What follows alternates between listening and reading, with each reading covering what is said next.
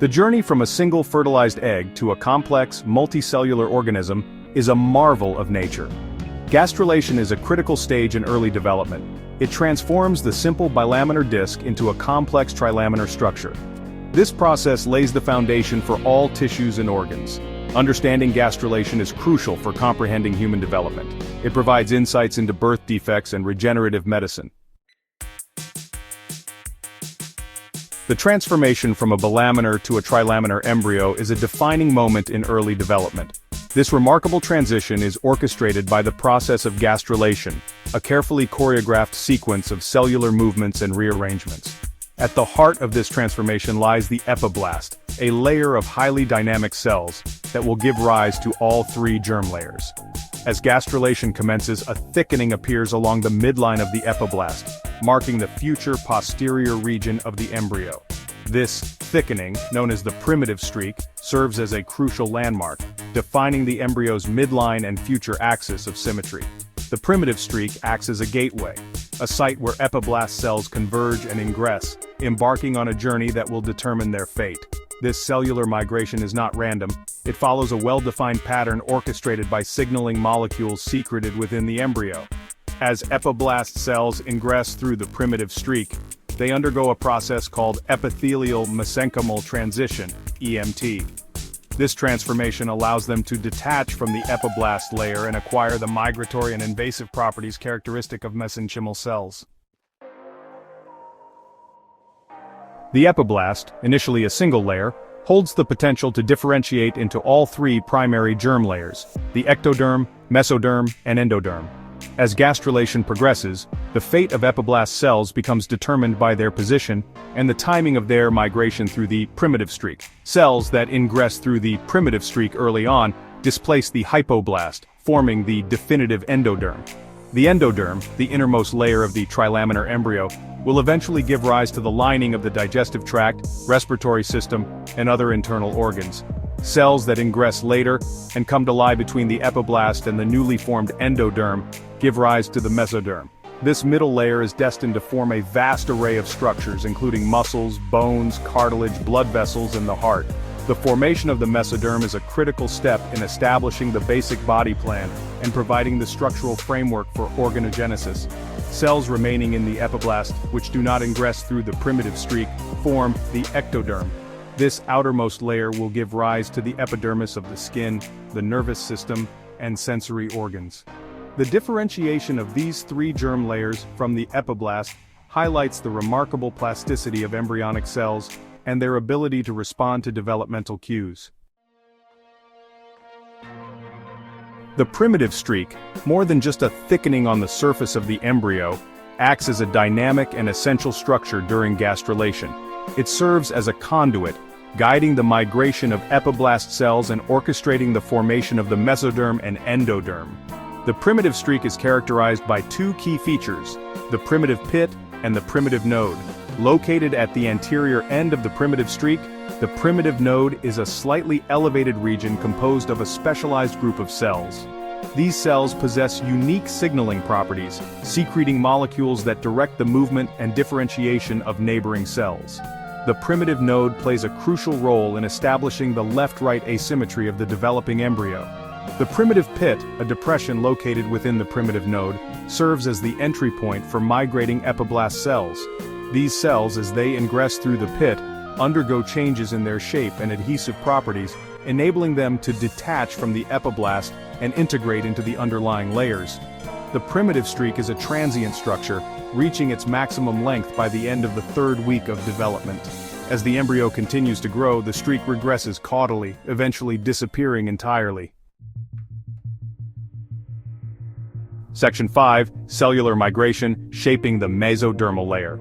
The mesoderm forms as epiblast cells migrate through the primitive streak, spreading to create a layer that will develop into various tissues and organs. Cells ingressing through different regions of the streak form paraxial, intermediate, and lateral plate mesoderm, contributing to structures like somites, the urogenital system, and body cavities. Proper mesoderm formation is crucial for normal embryonic development, with defects leading to congenital malformations. Section 6. The notochord, orchestrating the body's blueprint.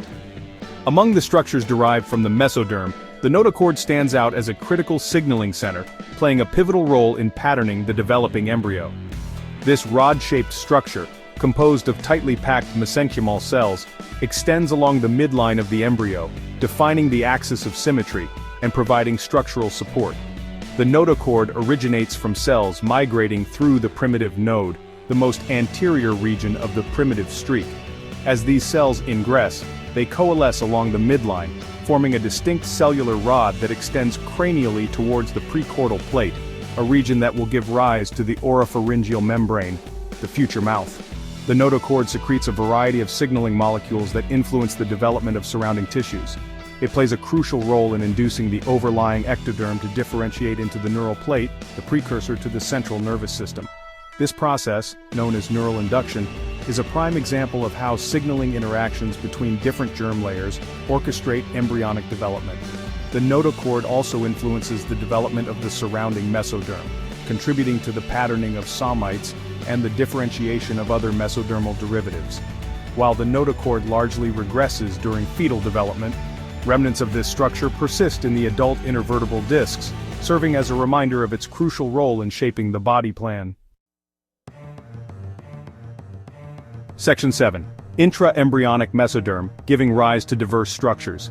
The intraembryonic mesoderm, formed during gastrulation, undergoes further differentiation and regionalization, giving rise to a remarkable diversity of structures within the developing embryo. This middle germ layer contributes to the formation of muscles, bones, cartilage, connective tissues, blood vessels, the heart, and components of the urogenital system. The paraxial mesoderm, located adjacent to the notochord, segments into blocks of cells called somites. These paired structures are the building blocks of the vertebral column, ribs, skeletal muscles of the back, and dermis of the skin.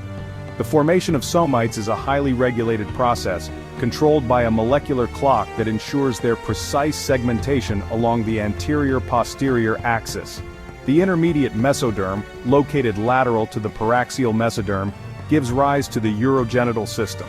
This includes the kidneys, gonads, testes or ovaries, and their associated ducts. The development of the urogenital system is a complex process involving intricate interactions between the intermediate mesoderm and the adjacent endoderm. The lateral plate mesoderm, located furthest from the notochord, splits into two layers, the somatic mesoderm, associated with the ectoderm, and the splanchnic mesoderm, associated with the endoderm. The somatic mesoderm contributes to the body wall, limbs, and serous membranes lining the body cavities. The splanchnic mesoderm contributes to the smooth muscle of the digestive tract, respiratory system, and heart. Section 8. Teratomas. When development goes awry. While gastrulation is a precisely orchestrated process, errors can occur, leading to developmental abnormalities. One such error is the formation of teratomas, tumors that arise from pluripotent cells, often derived from remnants of the primitive streak. These tumors are characterized by their ability to differentiate into a variety of tissues, reflecting the pluripotent nature of their cellular origin. Teratomas can occur in various locations, but they are most commonly found in the sacrococcygeal region, the area where the primitive streak regresses. These tumors often contain a mixture of tissues from all three germ layers, reflecting their origin from pluripotent cells that retain the capacity to differentiate into any cell type. The tissues found within teratomas can be highly disorganized, with skin, hair, teeth, bone, cartilage, and even nervous tissue all found within the same tumor. While most teratomas are benign, some can be malignant, particularly those that arise in the ovaries or testes. The diagnosis and treatment of teratomas depend on their location, size, and malignant potential. The study of teratomas provides valuable insights into the mechanisms of cell differentiation and the consequences of errors during early development. These tumors serve as a reminder of the remarkable plasticity of embryonic cells and the importance of tightly regulated developmental processes. Section 9. Caudal dysgenesis, disruptions in the tail region. Caudal dysgenesis or caudal regression syndrome is a rare congenital disorder affecting the lower spine, hindgut, urogenital system and lower limbs. Severity varies from minor anomalies to severe malformations incompatible with life. Causes include disruptions in mesoderm formation during gastrulation. Factors include maternal diabetes, genetic mutations, and teratogens. Clinical presentation varies with mesodermal involvement, Common features include lower vertebrae defects. Hindgut, urogenital, and lower limb abnormalities are common. Diagnosis is typically made prenatally through ultrasound. Prognosis depends on malformation severity. Mild cases may have minimal impact, while severe cases can be life-threatening. Understanding molecular mechanisms is crucial for prevention and treatment. Further research is needed to understand genetic and environmental factors.